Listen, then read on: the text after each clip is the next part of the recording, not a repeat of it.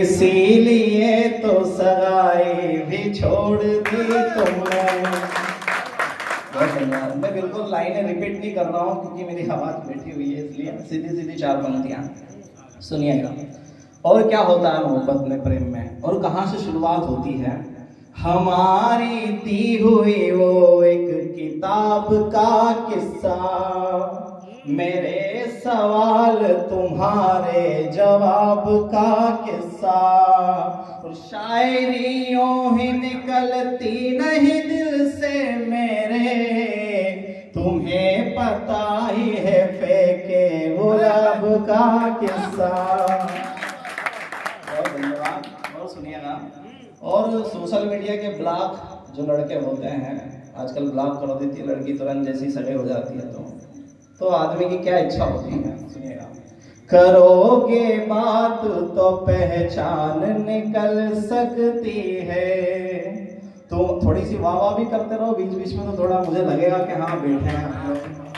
करोगे बात तो पहचान निकल सकती है, तुम्हारी नजरें ही वरदान निकल सकती है, किसी के हो गए हो ये मत बताओ तुम, जरा सी बात से ये जान निकल सकती है।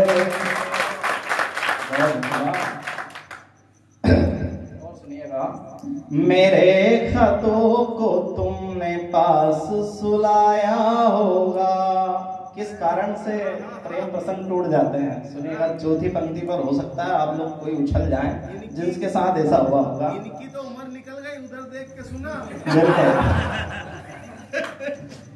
ऐसा है, देखो जो जिनके साथ ऐसा होता है तो वो तो कवि बन जाते हैं, और जिनके साथ होता होता रह जाते हैं वो सब श्रोता हो जाते हैं।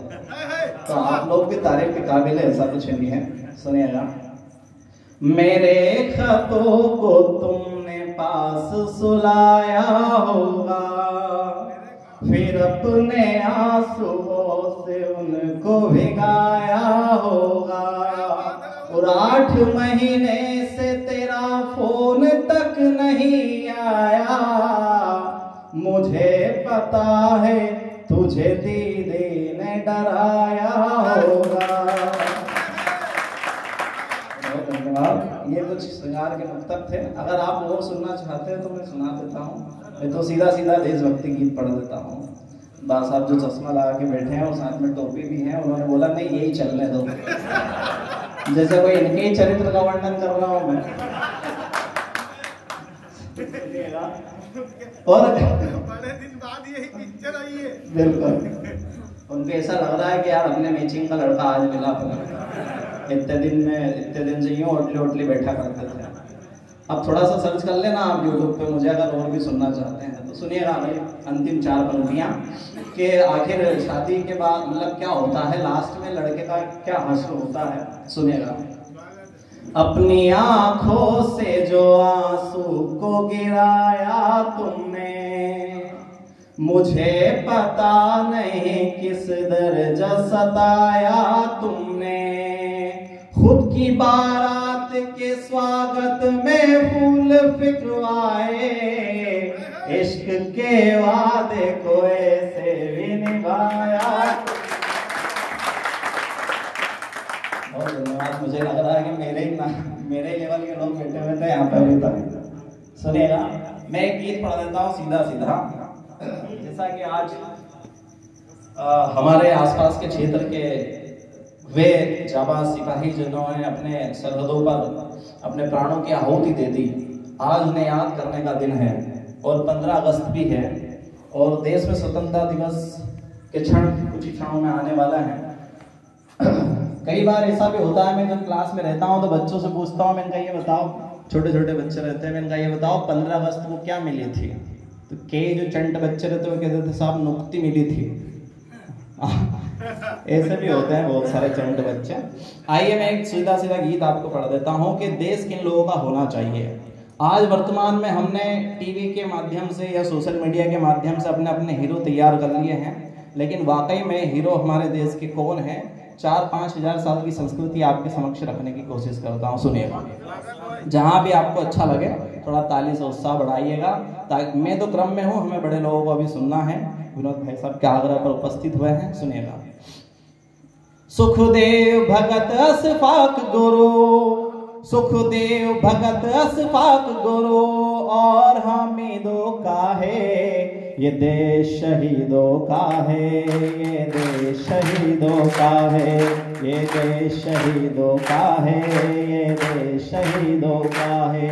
राणा प्रताप शिवाजी, मेरे साथ दोहरा सकते हैं आप। राणा प्रताप शिवाजी जैसे वीरों का है, ये देश शहीदों का है, ये देश शहीदों का है। सुनिएगा किन किन लोगों ने शहीदी दी है। मेवाड़ में पन्ना दाई ने पुत्र स्वयं बलिदान किया, झांसी में लक्ष्मीबाई ने स्वतंत्रता का वरदान दिया, और रानी दुर्गावती ने गोरों को चने चबाए थे, और रामायण में सीता ने खुद प्राणों का संहार किया।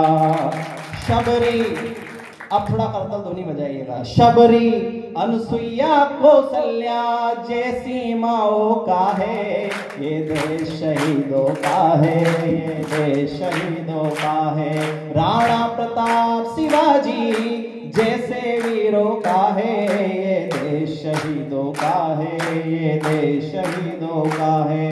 और उन्हें भी याद करने का दिन है, अगर ये 15 अगस्त आ रही है, कि जिनके 100 के पीछे जो हमारे देश में परमाणु बम को लेकर के आए, ऐसे भारत रत्न अटल बिहारी वाजपेयी को याद करने का भी दिन है, जिनके 100 के पीछे देश के प्रधानमंत्री और कई राज्यों के मुख्यमंत्री 7-8 किलोमीटर तक पैदल चले।